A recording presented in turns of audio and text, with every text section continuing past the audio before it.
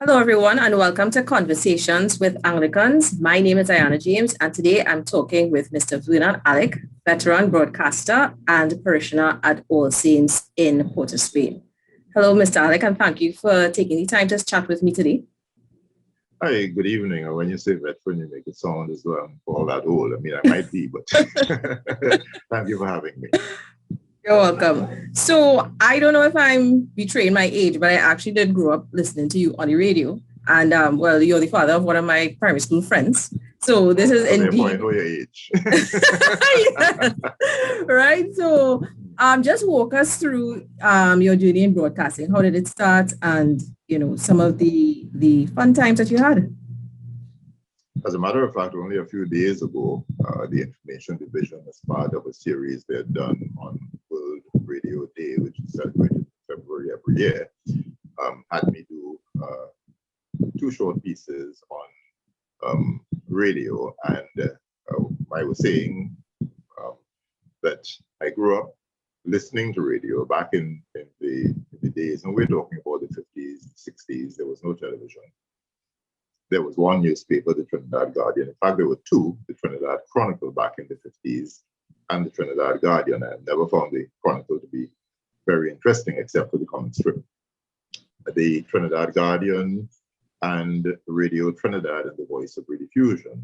The Voice of Rediffusion, if you remember, but then on the other hand, your age might not allow you to, the little box on the wall that we call the rediffusion set, where at the flick of a switch, you could get either Radio Trinidad, there was a wired service, or the Voice of Rediffusion.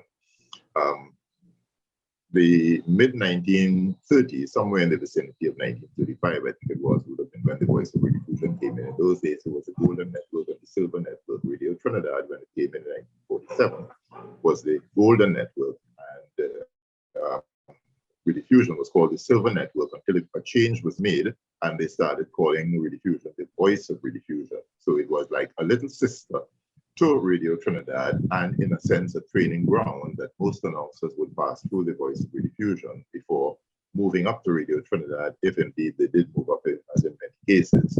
And we listened to the radio. We had not much else to do, as I say almost every time. That on weekends, we probably would go as children to the cinema on Saturday. But Sunday was always church and Sunday school. You didn't dare tell your parents you wanted to go to anything else on a Sunday. And going to 2 and 3 services on a Sunday. So radio was always our entertainment. Every little thing the radio stations did provide. And I was always fascinated by it, always wanted to be a radio announcer, and got my chance back in 1967. And this year will be 4 years since July of 1967, when I got my chance to be a trainee announcer on what was then Radio Guardian and became NBS Radio 610 after the government took over both Radio Guardian and TTT in November of 1969. And I moved over to Radio Trinidad in 1970 to join the Voice of Rediffusion. And one of the things was that I didn't want to go to Radio Trinidad or to the Radio Trinidad network at that time in 1970, because I didn't think that I was of the standard that Radio Trinidad had in those days. But we got everything we want, all our entertainment, all our information, the news, the everything. And I used to practice reading commercials at home by taking the newspapers and the advertisements in the papers and reading them and trying to sound like a radio announcer. That was all I ever wanted to do. So I got that chance eventually and got into it and find out that it was a fascinating place. Many people didn't go off to universities back then. And I've always said that my university training came from broadcasting, because there's so much to learn in broadcasting back then. I can't say the same thing for broadcasting now, but there was so much to learn. So more or less, that's how I got into it, what my early years were.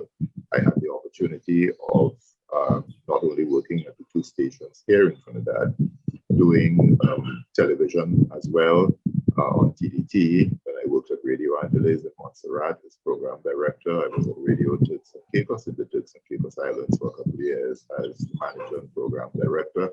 I did training for staff members at ZBDI in the British Virgin Islands, the Voice of Nevis in Nevis. And in fact, when the first program that the Anglican Church was putting on the air, Reflections, the Anglican View, which used to be on Sundays at 12:45, and that would have started in 1997, going into 1995, going into 1996. And I was the one who sort of guided the presenters along. There were times when I think it was a couple of parishes. There were a couple of parishes in the northeast region of the diocese, and they had an all-night program on a Friday night from, I think, 10 o'clock until about 5. And I would have done some training sessions with some of those people as well. So that was my involvement now of taking the broadcasting into the church setting. Back in 1992, TDT, Trinidad and Tobago Television, the original TTT, not the current one, carried the broadcast of Bishop Royal Duglin's consecration live on St. Michael's Day, 29th of September in 1992. 1992, when he became the Bishop Coadjutor. And I worked along with the TTT staff to produce a 22 or 23-minute piece on what led to that day, and actually did that broadcast and did the enthronement, Bishop Duglin's enthronement 1 year later. And then in 2011, I did the consecration service for Bishop Berkeley on St. Patrick's Day, the 17th of March in 2011. And the following January, I think it was the 14th, it was a Saturday morning, I did the enthronement service as well. So that, and then eventually getting into, well, I shouldn't say eventually, because I became involved with the Anglican outlook when Bishop Duglin called me and asked me to join the Diocesan Communications Committee, because at that time, the predecessor paper to the Anglican Outlook was called the Anglican Lookout. And the people who were doing it then decided to give it up because they had other ideas for producing a church newspaper. And the question was whether we should continue with the paper or not. And we did. I spent from 1994 to 2013, 19 years being involved with the Anglican Outlook in one way or another to get it to what it used to be up to October of 2013. Well, it seems as if you not only made an impact on us as a nation, Trinidad and Tobago, but you also contributed to the diocese as well. So thank you very much for that. And as you were saying about reading the announcement, the ads in the papers, that's something that I used to do as well. June Gonzalez, she used to read the news when I was small and I wanted to be like her. So I used to do the same thing. We used to have two newspapers, one in the morning and one in the afternoon. And I remember reading those papers, pretending I was reading the news. I don't know where that the afternoon paper was the evening news, but at least you were following somebody good. I don't know where that dream went, but I really wanted to read news because I was a reader. I love to read. So what a perfect job, right? So thank you very much for sharing so much about your work in broadcasting and with the Anglican Outlook. Now we're going to have an ordination coming up pretty soon on March 19th. And you said that you would have been part of the consecration of both Bishops Duglin and Berkeley. Do you have any standout moments in the consecrations that you would like to share with us? Bishop Duglin's consecration was 1992, September the 29th. And I did indicate earlier that we had to, TDT that is, had to put together, I think it was about 24 or 23-minute piece on how we got to the stage of getting into the cathedral for the consecration. Back then, there was not too much of things like dancing in church and so on. And I did go to Bishop Clive Abdullah's consecration in 1970 in the cathedral, but at that time I was Radio Trinidad staff. I was not on the broadcast. I remember almost exactly nothing about what took place, except that we were dealing with if you want to call it the colonial system, and they did things in a certain way. And now we have, maybe I could say, loosened up a bit, where we can have things like singing and dancing in the church. Those were days back then when, for example, a funeral was a straightforward thing and there was no such thing as a eulogy. And what I call concerts in the churches these days for funerals and so on.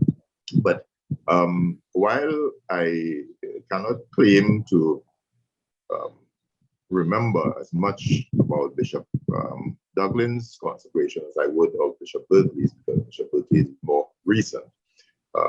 The Anglican Lookout, the predecessor paper I was talking about it a while ago, and Rona Ince and her husband Vaughan, they were the ones responsible for it.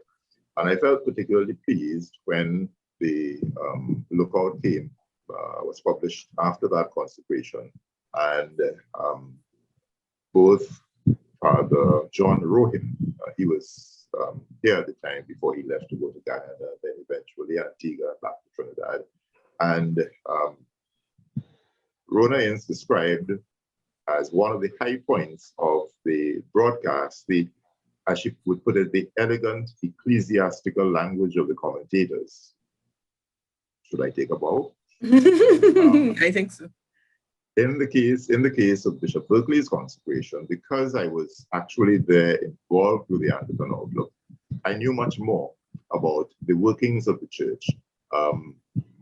I thought I knew from growing up, for example, in the old days in San Fernando, where Canon Max Farquhar and the Reverend Cyril Gosette, later Canon Gosette, both deceased, were at St. Paul's. And when Canon Farquhar spoke, you listened because he was a good speaker. And not only that, you would never hear Canon Farquhar, for example, refer, let us say, to his curate, at that time it was the Reverend Mr. Gosette, as other than the curate or the Reverend Mr. Gosette. He would never say Cyril, which was Gosette's first name, or things like that. Always very respectful, and you learned.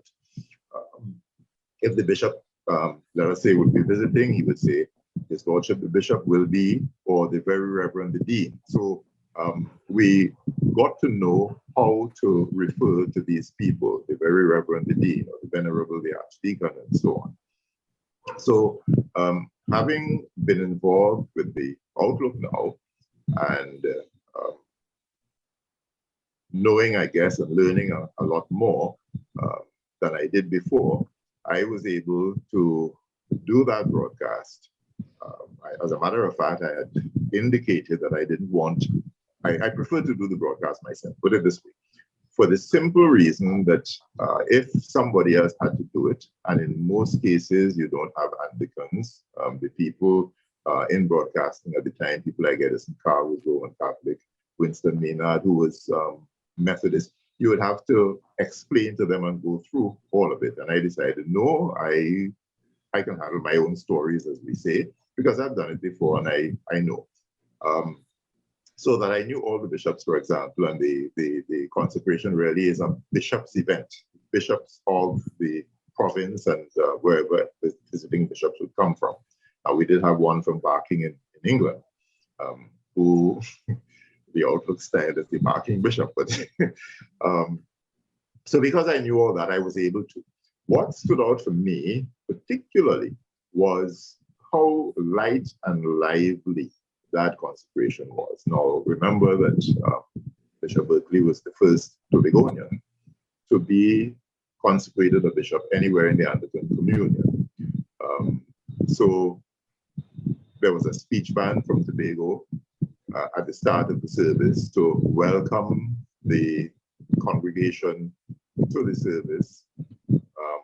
There was also a group from Tobago, a singing group.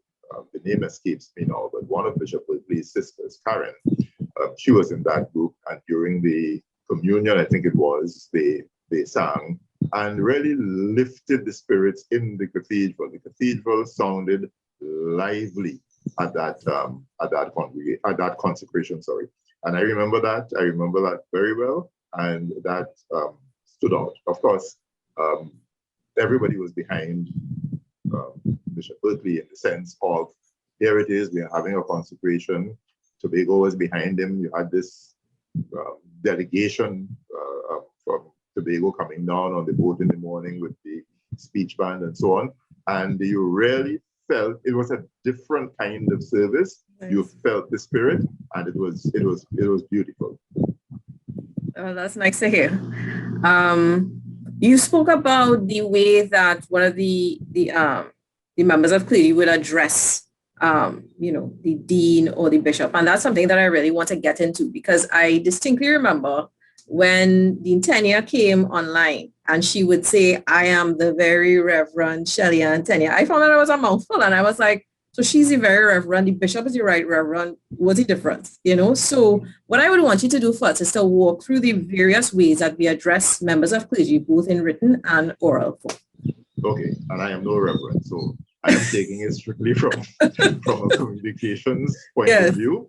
Yes. I did say earlier on, for example, that in San Fernando we learned from Canon Max Parkour, and he would be talking about, the very Reverend, the Dean, and so on. In what you would find in the newspapers and perhaps on the radio is that everybody is a Reverend, Reverend so and so. Whether the bishop is Reverend so and so. So they would never put the bishop, the right Reverend. No. All right. Maybe if something comes from the church or a release comes from the church, they'll probably go with that. But everybody was a Reverend. And I don't think it's correct grammatically to say the Reverend said. Okay.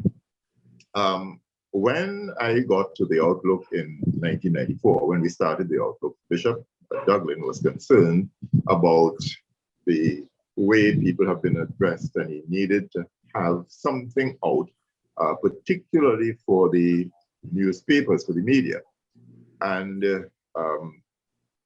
I sat down and I devised it, and we went through it and okayed it and put it out.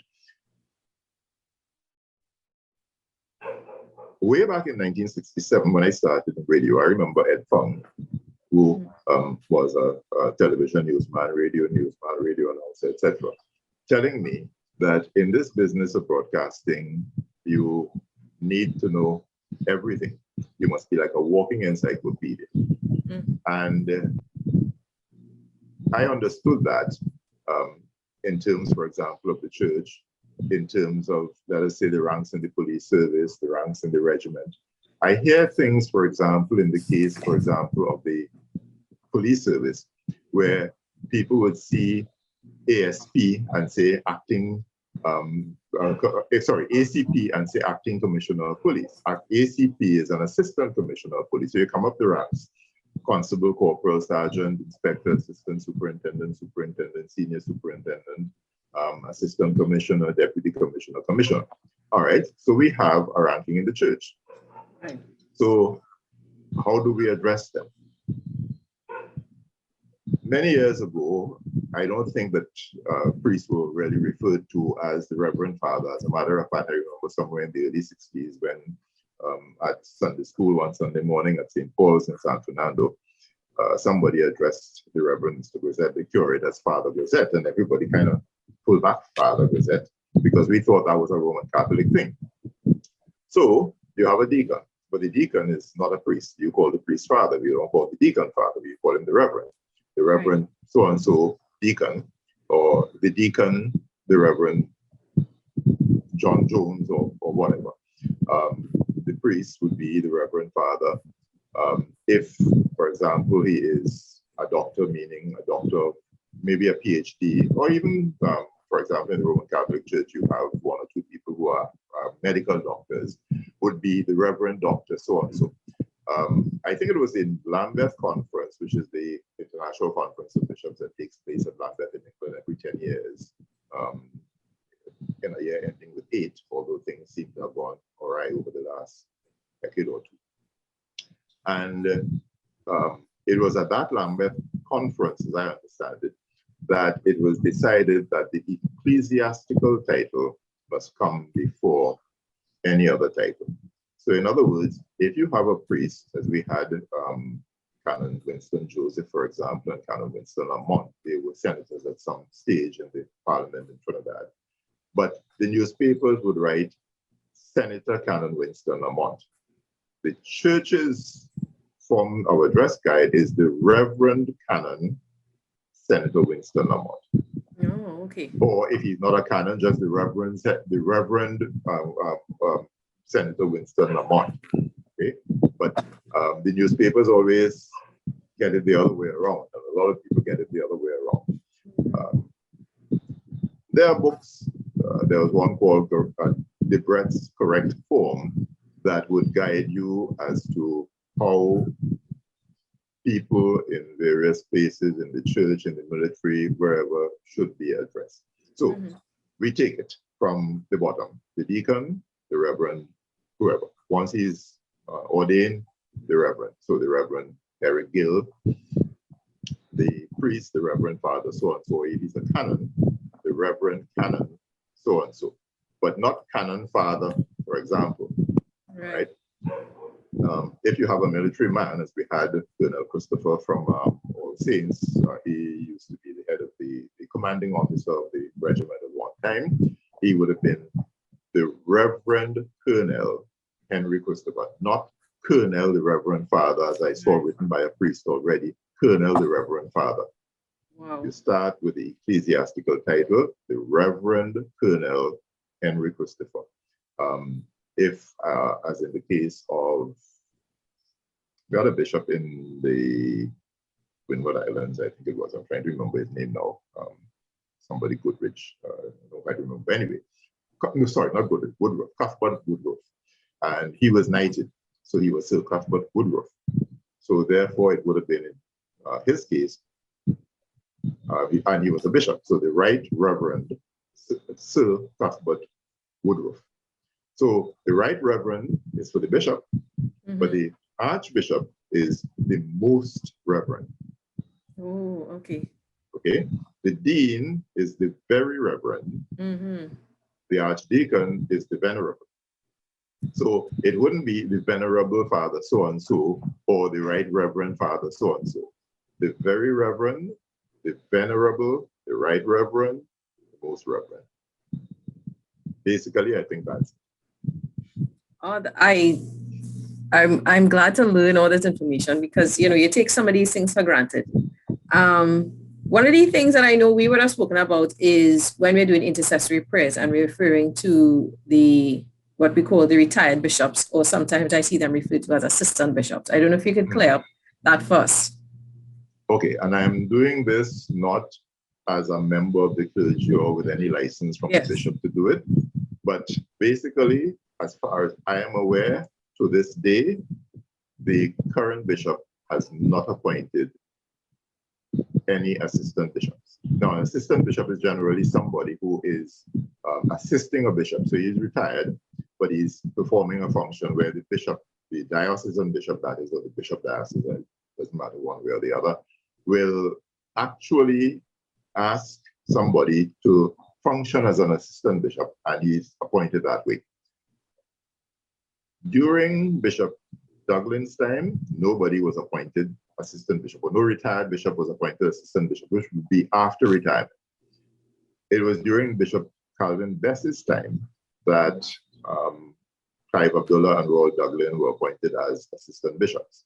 But to the best of my knowledge, all these many years later, as far as I know, Bishop Berkeley has not designated anybody as assistant bishop. So they would be retired diocesan bishop.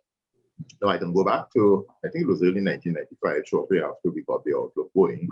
And there was some article in the paper that referred to Bishop Abdullah as retired bishop. And he sent a letter to the Outlook outlining that it is the office from which one retires, but you don't retire as a bishop, you're a bishop for life. So you can't be a retired bishop. You're a retired diocesan bishop because you have retired as the diocesan in the diocese. Okay. So, and not only that, among the bishops, there is an order of precedence, right? Which would be the archbishop, the senior bishop, all the diocesan bishops in order of their consecration date. So the person who has been consecrated most recently would be the most junior in that ranking. So you have the Archbishop, the senior bishop, well, the diocesan bishops headed by the senior bishops in order of their consecration date. Then you will come down to the coadjutors, then the suffragette, because all these are serving people now. So the coadjutor will follow, or the coadjutors will follow the diocesans, then the suffragan bishops, then will come the assistant bishops. When you get to the retirees, you're dealing, again, in the same order, retired archbishops, retired diocesan bishops coming all the way down. But there is some strange, well, I don't want to say strange, I think I understand it, where if we take our three bishops from the provincial office in Barbados, when they would have sent the official list for the procession, one would have noticed that Bishop Bess would have appeared to have more seniority than Bishop Duglin and Bishop Abdullah. So it appears as though the person who was retired last in a procession would be further up front. So it would be, would have been, let us say, or should be, I believe, Bess, Duglin, and Abdullah, if you're looking at them in the procession. The last person in that procession is the Archbishop. Right. Okay. The senior bishop. I'm getting ahead of myself. The bishop of the diocese. Let's say all the bishops are in the diocese, and you're in a procession in the cathedral. Even if the Bishop of Trinidad and Tobago is the most junior bishop in his own diocese, he is senior to the senior bishop and ranks or walks just ahead of the archbishop. In his own diocese, he is senior. Right. All right? Right. So when you look at a procession, you should be able to say, okay, this person is the senior bishop. If everybody is there, this person is the senior bishop, and this person is the most junior bishop, if you understand the order. But even if all right, if we take Bishop Berkeley, for example, he is not, there are others who are senior to him in the hierarchy. But once they're in the diocese and in procession, he will walk just in front of the archbishop. But if he is in another diocese, well, then whoever that bishop is in that diocese would be the one to walk just in front. So he is senior, he becomes senior to everybody else once he's in his own diocese. Hope that clears it up for you, as I know it, as I understand it. So when we are doing intercessory prayers, right, during the service, and we have to refer to, when we normally say Clive, Roll, Calvin, right, when we have to name our retired diocesan bishops. Right. That is the correct order. We go in order of... Well, it should be the other way around. It's Calvin, okay. Roll, and Clive. That is subject to disputation, but it should be Calvin, Roll, and Clive, the order. But depending on where you go, you hear all kinds of things. You hear retired bishops, you hear retired diocesan bishops, you hear assistant bishops, you hear the order all over the place. But I remember when Bishop Berkeley was consecrated in the, if not in the consecration issue of the Outlook, which would be the April 2011 issue, or maybe the one after that, where no, it was the consecration issue, where we had the pictures of the bishops, and I think for the enthronement, it was listed and showed you the order in which they should be. And I think the enthronement issue might have been more correct. All right. So we showed Bishop Berkeley, and then we showed the three other bishops in the order in which they should. And that can be corroborated, for example, if one were to look at the order of service for the consecration, and you would see it there and see how they've been listed. That is pretty interesting. Just one thing to clarify, though, when we are using the titles like the Most Venerable, the Right Reverend, etc., the Venerable, when we're using those titles, we're not going to put the Right Reverend Bishop Claude Berkeley. We're not going to put Bishop Absolutely there. not. No, we're not going to put then Dean it becomes there. a redundancy, because once you say the Right Reverend is a bishop, if you say the Venerable, we know we're dealing with an archdeacon. All right. But and I am speaking here now strictly from a media point of view. Yeah. That if I were in a newsroom and I were to see the Right Reverend Bishop, I would strike the bishop out of it, or strike the Right Reverend and just leave Bishop. Now, there's a thing called, when you're writing news, you have first reference and subsequent references. You give a full title for the first reference. So, the Right Reverend Claude Berkeley, Bishop of Trinidad and Tobago, that's first reference. After that, Bishop Berkeley, the bishop, the diocesan, whatever else. Right, and the way that we address them orally is the same way that we address them in written form. So there's no difference between oral and written. Well, I don't think you would walk up to the bishop and say, "Good morning, the Right Reverend Claude Berkeley," unless you're saying it in jest. All right, you would say, "Good morning, Bishop," or "Good morning," or you would say, "Good morning, Assistant Bishop," or "Good morning, Coadjutor Bishop," unless you're saying it in jest. All right, but you know, if you're addressing an envelope, for example, and salutation, there are different ways to do it. But if you're addressing the envelope, obviously, the Right Reverend Claude Berkeley, next line, Bishop of Trinidad and Tobago, and the address that you continue from there. Okay, good. Now you said some terms just now that that if you could just clarify for me. You said coadjutor bishop, and I heard suffragette. Suffragan, SUFFRAGAN, right? Suffragan, right? Could you just explain a little bit about what those terms mean? Okay, the coadjutor bishop is somebody who has a right of succession. In other words, when and we've since Bishop Abdullah's time, and he had decided that he wanted to have episcopal assistance. So he requested episcopal assistance. In other words, somebody to assist the bishop. And he felt then that the person should be a coadjutor bishop as opposed to a suffragan who doesn't have a right of succession. In other words, when the post of diocesan bishop becomes vacant, you would have to go back into an election now, and you may or may not elect one of the suffragan bishops. But the coadjutor bishop, the minute the diocesan bishop is out of office, the coadjutor bishop assumes automatically. The suffragan bishop is quite different, and you would get suffragan bishops who would be responsible for a part of a diocese. In Jamaica, for example, they would have had at one time 3 suffragans, one in Kingston, one in Mandeville, one in Montego Bay. With Bishop, I think with Bishop Gregory, the Mandeville, what we call the suffragan see, the diocese of the bishop, the office of the bishop. That suffragan see was done away with in Mandeville, but you do have Kingston see, SW, Kingston see, and a Montego Bay see. So you have a bishop, because Jamaica is a big place.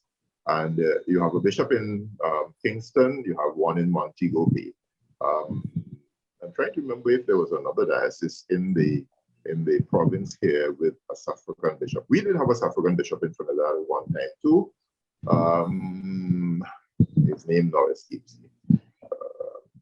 Not Bishop Fitzgerald, he was the Catholic bishop. I don't quite remember. But this was when Bishop Hughes left in 1970. We did have a suffragan bishop who was the bishop in Venezuela. So Venezuela was part of the Trinidad and Tobago diocese. Really? And that bishop, right, he was the suffragan bishop in Trinidad. So we had some continuity in the form of somebody who was overseeing the diocese, could have done confirmations and ordinations and so on. And he was a Canadian canon. He came from Canada. I probably will get it later on. Anyway, so we did have a suffragan bishop at that time. We have not had suffragan bishops since then. So we're talking practically 50 years ago. Wow. Interesting. I didn't know that. I didn't know Venezuela was part of our diocese at one point in time. I think that's pretty interesting. Do you know when they stopped being part of our diocese? That was somewhere, I think, perhaps back in the 70s. But certainly that Marshall, I think was the fellow's name. I'm trying to remember now. Anyway, that when Bishop Hughes was here, Guy Marshall, that's the fellow, Canon Guy Marshall, he came down here with a Canadian fellow, and so he was here as the bishop in Venezuela and the Suffragette Bishop of Trinidad, and that ordination, his ordination took place in Canada, and I am trying to think that it might have been 1964. Something I can check, but I think it was in the vicinity of 1964, because I know that Bishop Hughes did go to Canada for it. But it could have been anywhere, perhaps maybe in the late 70s, that Venezuela ceased to be. And Bishop Marshall was styled the bishop in Venezuela, not the bishop of Venezuela. Right. Interesting stuff. It always amazes me how you can remember all these dates and all these names and so forth. I think it's absolutely fabulous. I can't remember what I did last week so well. There's a method to madness, as they say, and I have a method and a way of remembering things. And I associate them in a lot of cases with different events. So if you tell me, for example, that something took place on Monday, the 17th of July in 1976, 17th of July in 1976 wasn't a Monday, because I can think, for example, let's say that we got Republican status on Sunday, the 1st of August in 1976. Some people still see the feed as the 24th of September. And therefore, if the 1st of August in 1976 was a Sunday, I work it back and I can say, no, the 17th of July was a Tuesday. That is so cool. What I wanted to get from you is if somebody looking now would like to get involved in radio broadcasting or probably media or something like that, is there anything that they could do to start preparing themselves for such a career? Any advice? You really want me to answer in the case, especially of radio broadcasting? Because if you really want to, I will tell them, no, forget it. You're not serious. Not with that nonsense that they have going on there these days. So you're advising people not to get involved in radio broadcasting? I would tell them, forget it. If my son would have come and tell me he wanted to be an announcer on the radio, then I'll find something else to do.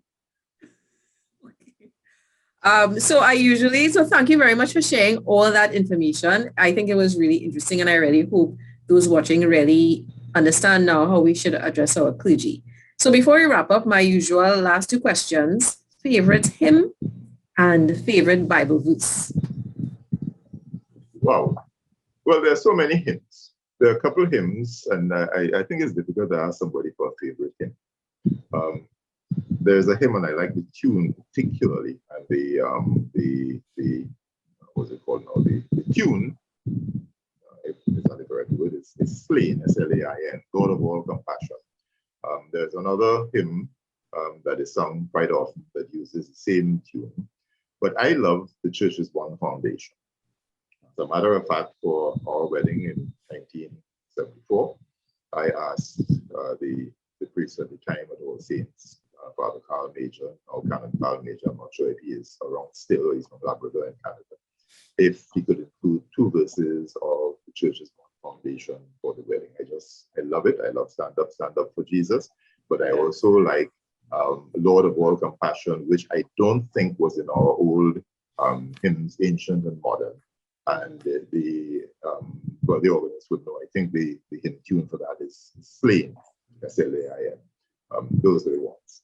And favorite church group? Is Bible verse. Favorite Bible group? Verse. Scripture. Verse of scripture. Oh, verse. Oh, sorry. I thought.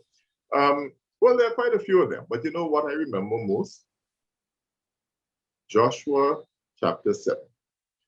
Going to evensong at St. Paul's, and of course the scripture readings at the Eucharist were always shorter than at other times. And the scripture reading at an evensong was Joshua 7, Achan, the son of Carmi, the son of Zabdi, or Zabdi, the son of Zerah of the tribe of Judah, took up the accursed thing. And back then, the King James Version of the Bible, which is a hard thing to read if you have to read, several chapters from that. The King James Version of the Bible was what we used. And I just sort of fell in love with that chapter. that ends that a heap of stones was raised over whatever. It's called the Valley of Acre to this day. And every chance I got, I used to just read that and kind of fell in love with it. But of course, there are other parts, and during Lent, it makes it so much nicer that you can read this whole story of Christ and the 40 days and all that. Mm-hmm. But in terms of other favorites, in our old prayer book, we said old prayer book, the 1662 prayer book, where, for example, you would have the opening sentences, "I am the resurrection and the life, said the Lord, he that believeth in me, though he were dead, yet shall he live. And we brought nothing into this world, and though we can carry nothing out, for a man that is born of a woman hath but a short time to live, and is full of misery, he cometh up and is cut down like a flower," and so on. And, those things became favorites for me because I just loved how they were written. Once they're in there, they tend just not to come out. So to put my finger on any particular one, I think it would be a little tricky. It seems so. It seems you have a lot of favorites. I like that. So thank you very much, Mr. Allick, for explaining, how we should address our clergy. I thank you very much for the information that you shared. And, I wish you all the best in this retired portion of your life. I hope you're getting to rest and relax. I don't think you listen to radio so much. You're not listening to radio so much. I'm sorry, but no.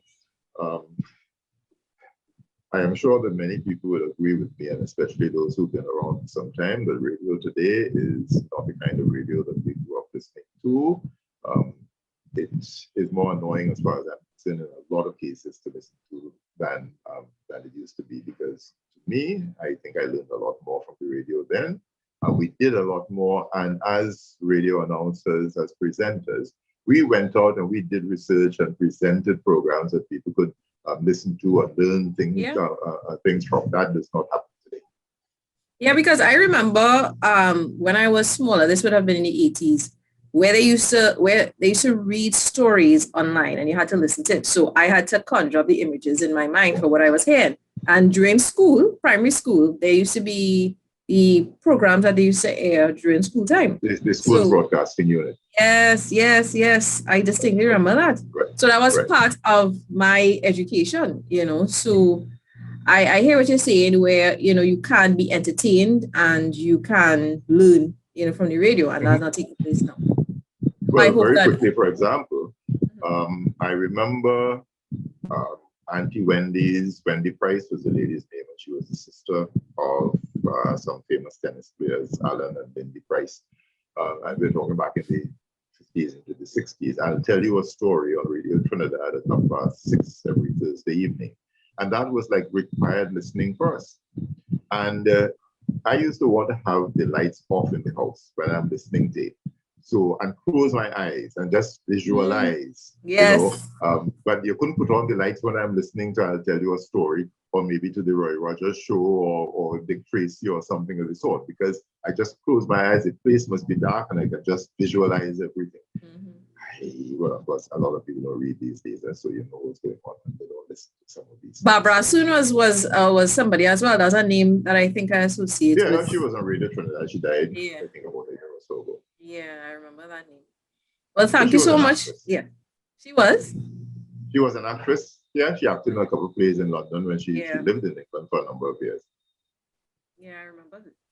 Well, thank you so very much for sharing with us. Thank you so very much for educating us. And I wish you all the best in everything you set out to do. Thank you so much. Thank you again. My pleasure. Bye. All right. Bye, everyone.